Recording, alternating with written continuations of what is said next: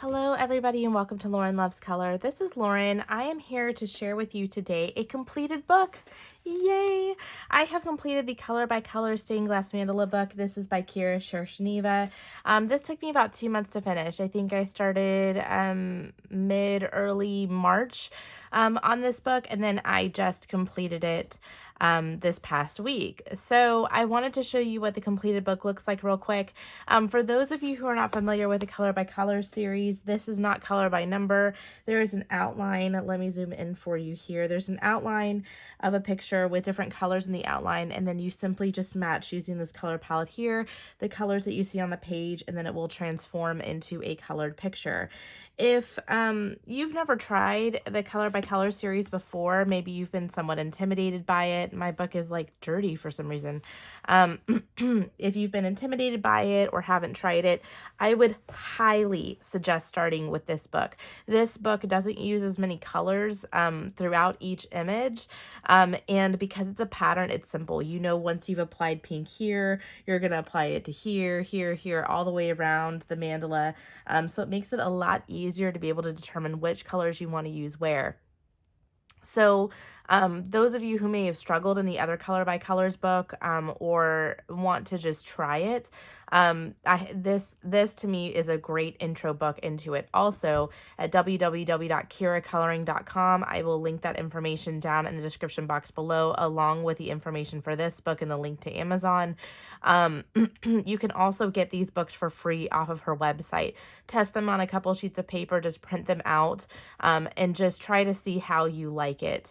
But then I would highly suggest running to Amazon and purchasing the copy of Amazon, because this is printed on really beautiful glossy premium paper, which are really, really great for markers. So let's jump into it. This is the color testing page. I am very well versed with the color palette that's listed here, and so I did not complete the color testing page, but this is the first image that I completed. I kind of started in the front, then went in the back, and then kind of came back to the front. You'll see, like I said, there's not as many colors listed in each of these images, and I really like that because it makes it really nice for an introductory person jumping into these books. Also, you'll see once you color the page that it does bleed through onto the other side. I used alcohol markers throughout this entire book, and so some people start from the back and work their way forward. If this bothers you, I can still read what colors are needed for the image, and she lists just the colors that are needed for the image, so it really didn't bother me. The ones that have these tags up here, I'm not going to take the tags off. Those are my completed pages for the month of April, so you're getting a little bit of a sneak peek. The vast majority of this book was done using my Copic markers. The very first page, and I think maybe the very last page, I did use my Cali Art markers, but I really found that a brush style marker is really nice on this paper. It really glides very smoothly across here, and I absolutely loved using brush markers. So I kind of switched to like my Cali Art brush, and then I decided at that point was kind of when I started getting my Copics in, and so I decided to start using my Copics, and I just absolutely love it.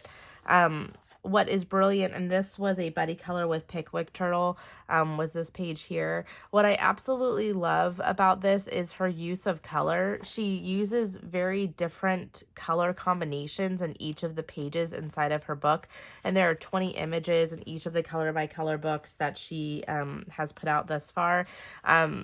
The different uses of color create such different and unique images. And so I think it's done very, very well. Sometimes some of the Mandala books that have been published this past month, what you'll see is they'll use the same colors. They don't use as limited of a color palette. And so some of the images start to look the same after a while because they use the same colors over and over. Whereas she really mixes it up and does very different color combinations. And so each page looks very unique and different. Like this one uses a lot of really warm tone colors and stuff, but the color combinations, while unique, are stunning. They create really, really beautiful images. So there's not really a page in this book that I disliked. I enjoyed coloring all of them and thought the color combinations were great. And because they're also on this colored background paper, it really makes the images pop. This one kind of felt a little more like Christmas themed to me. This one was really nice too. I just really, really enjoyed this. This was very relaxing. And because this is a smaller book, this is not a traditional 8.5 by 11. This is a smaller square book. It's perfect for mandalas because there's not too much space above and below the page. As well as there is, they don't take very long. I mean, each one of these really took less than an hour to complete. And so it was a perfect, just easy, like if I just wanted to pick up something in color, this was clearly the book that I went to. This book was also sent to me by Kira. So again, I thank you, Kira, for allowing me the opportunity to color in this beautiful book. I think it's very well done. I think the only thing that I would change would maybe be to have a volume 2. Honestly, I wouldn't change anything about this book. I absolutely love this book.